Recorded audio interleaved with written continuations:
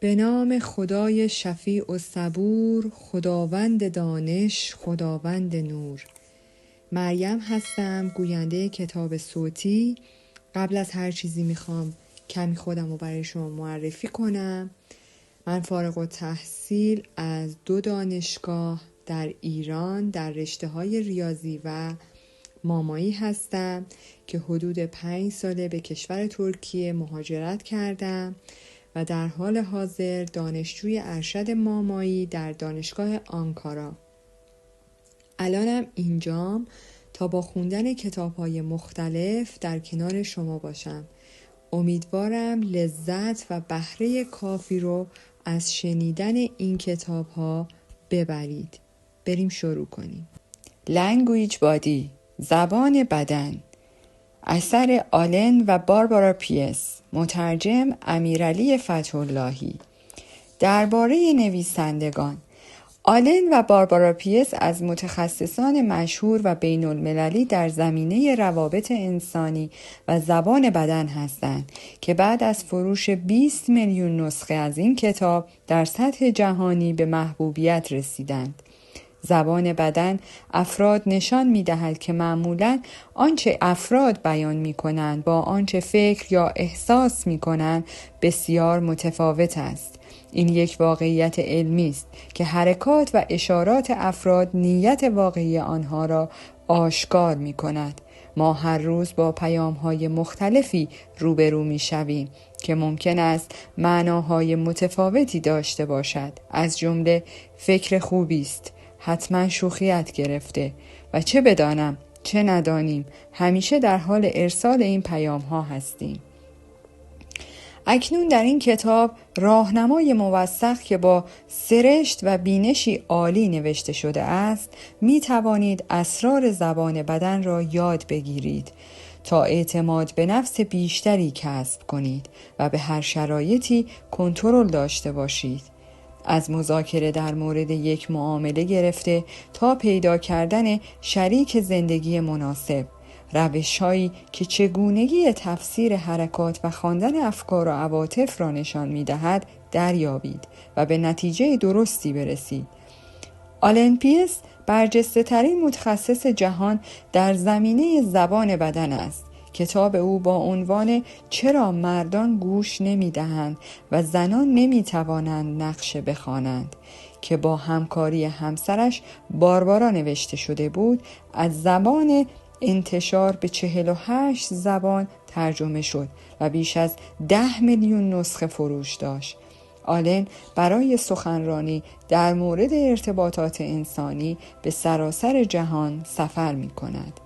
او 8 کتاب پرفروش دیگر نیز نوشته است و مجموعه تلویزیونیش بیش از 100 میلیون بیننده را به خود جلب کرد.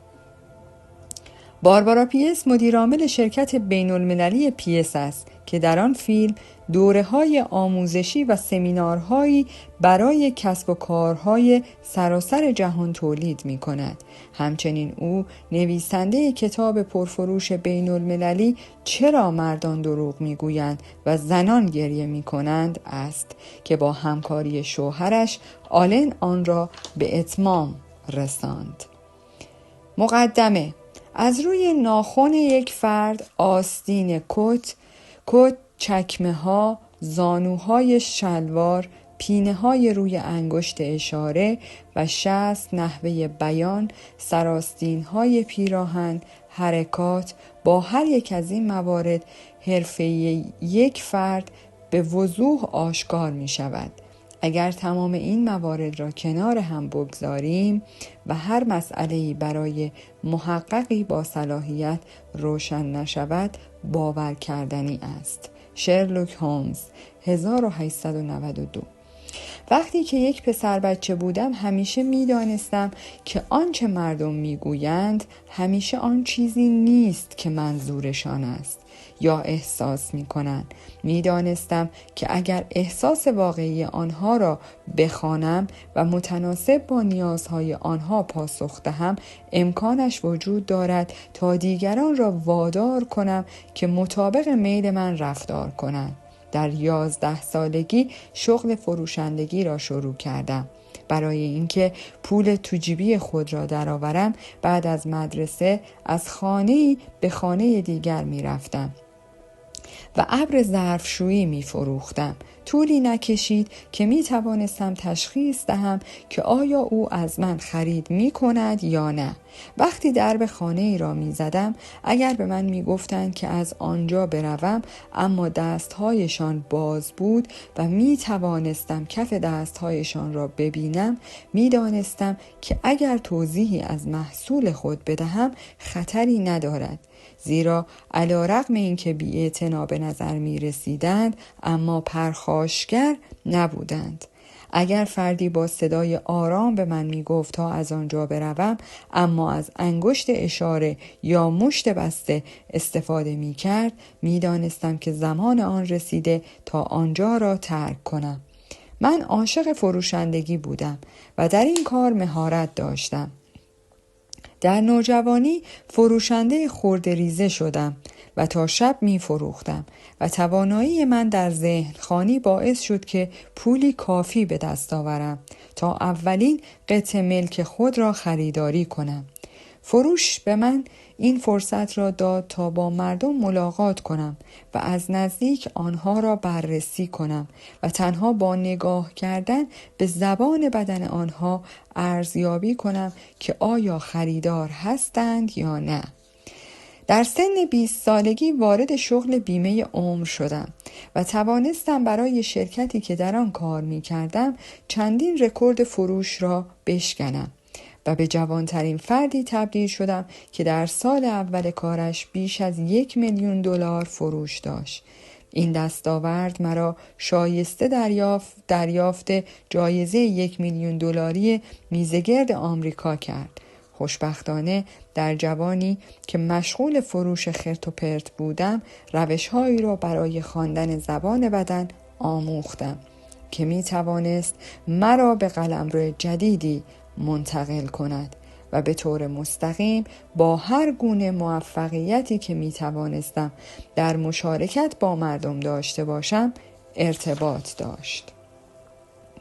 همه چیز همان چیزی که به نظر می رسند نیستند.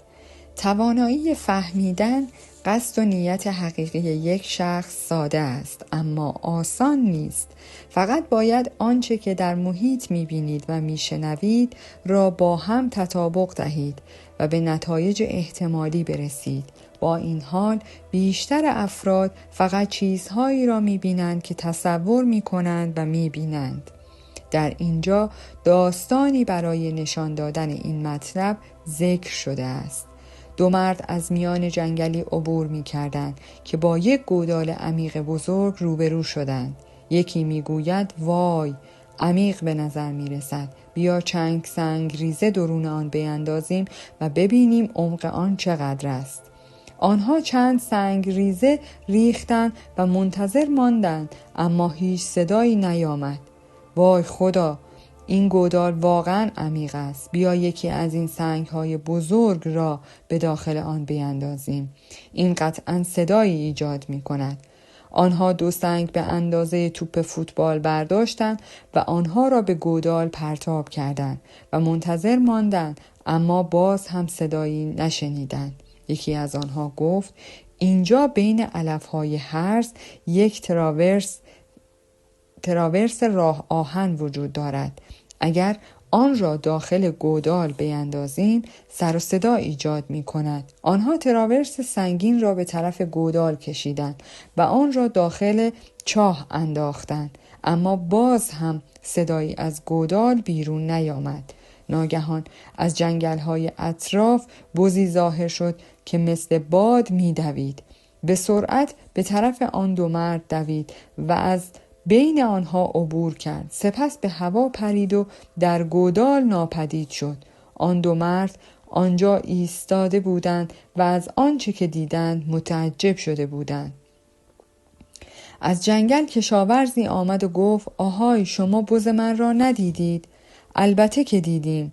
آن بز دیوانه کننده ترین چیزی بود که تا به حال دیده ایم. مثل باد از جنگل بیرون زد و داخل این گودال پرید. کشاورز گفت نه، این نمیتواند بز من باشد.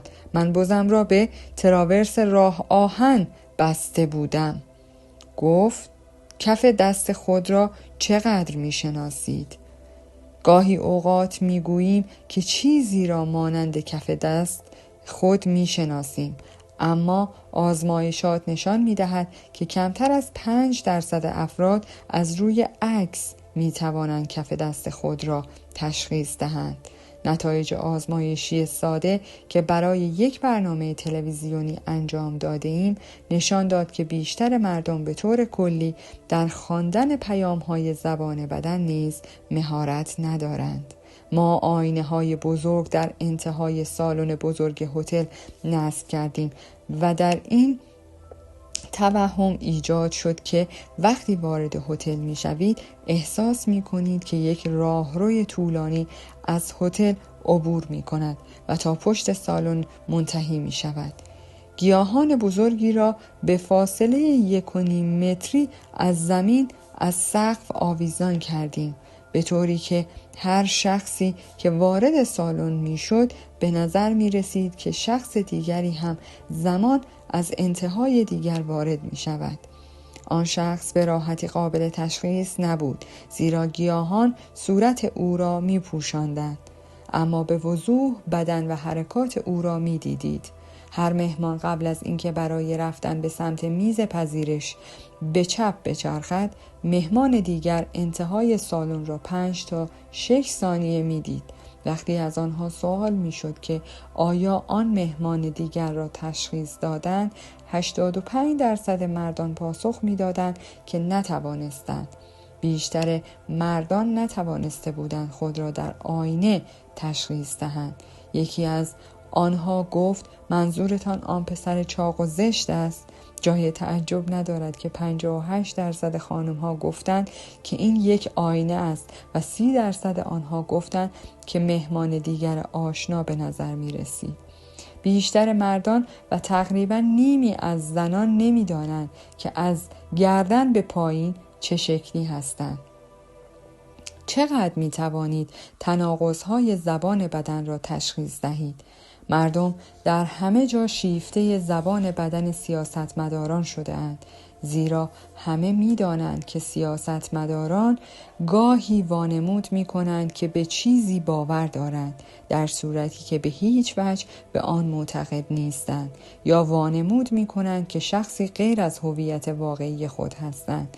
سیاستمداران بیشتر وقت خود را صرف تفکر عمیق، تفره رفتن، اجتناب کردن، تظاهر کردن، دروغ گفتن و پنهان کردن عواطف و احساسات خود می کنند و از آینه ها و صحنه های مه‌آلود استفاده می کنند و در میان جمعیت برای دوستان خیالی دست تکان می دهند. اما ما به طور غریزی می دانیم که آنها در نهایت توسط علامت‌های متناقض زبان بدن به دام می افتند. بنابراین دوست داریم آنها را از نزدیک تماشا کنیم و به نحو به دام انداختن آنها را پیش بینی کنیم. چه علامتی به شما هشدار می دهد که یک سیاستمدار دروغ می گوید؟ لبهایش را تکان می خورد. برای یک برنامه تلویزیونی دیگر آزمایشی را با همکاری یک دفتر گردشگری محلی انجام دادیم. گردشگرانی وارد این دفتر می شدند تا اطلاعاتی در مورد مناظر محلی و جاذبه‌های گردشگری دیگر به دست آورند. آنها به سمت یک پیشخوان هدایت می شدند و در آنجا با مسئول اداره که مردی با موهای بلوند و سبیل بود و پیراهنی سفید و کراوات بسته بود صحبت می کردند. بعد از چند دقیقه صحبت در مورد سفرنامه‌های موجود آن مرد، زیر پیشخوان خم می شد تا چند بروشور بردارد. سپس مرد دیگر با صورت تراشیده، موهای تیره و پیراهن آبی از زیر پیشخوان بلند می شد و چند بروشور در دست داشت. او مکالمه را دقیقاً از همان جایی که مرد اول قطع کرده بود ادامه می داد. به طور قابل توجهی در حدود نیمی از گردشگران متوجه این تغییر نشدند و مردان 2 برابر زنان نه تنها متوجه تغییر زبان بدن نشدند، بلکه حتی متوجه ظاهر یک شخص کاملا جدید هم نشدند. بدون داشتن توانایی ذاتی با یادگیری خواندن زبان بدن محال است که بتوانید از زبان بدن سر در بیاورید. این کتاب به شما نشان می‌دهد که چه موقعیت‌هایی را از دست داده اید و درک نکرده اید. چگونه این کتاب را نوشتیم؟ من و باربارا برای نوشتن کتاب جامع زبان بدن از کتاب اصلی من با عنوان زبان بدن استفاده کردیم. نه تنها به طور قابل ملاحظه‌ای به توسعه آن پرداختیم، بلکه تحقیقاتی از رشته‌های علمی جدید مثل زیستشناسی تکاملی و روانشناسی تکاملی و فناوری‌هایی مانند MRA ارائه کرده ایم که نشان می‌دهد چه اتفاقاتی در مغز ما رخ می‌دهد.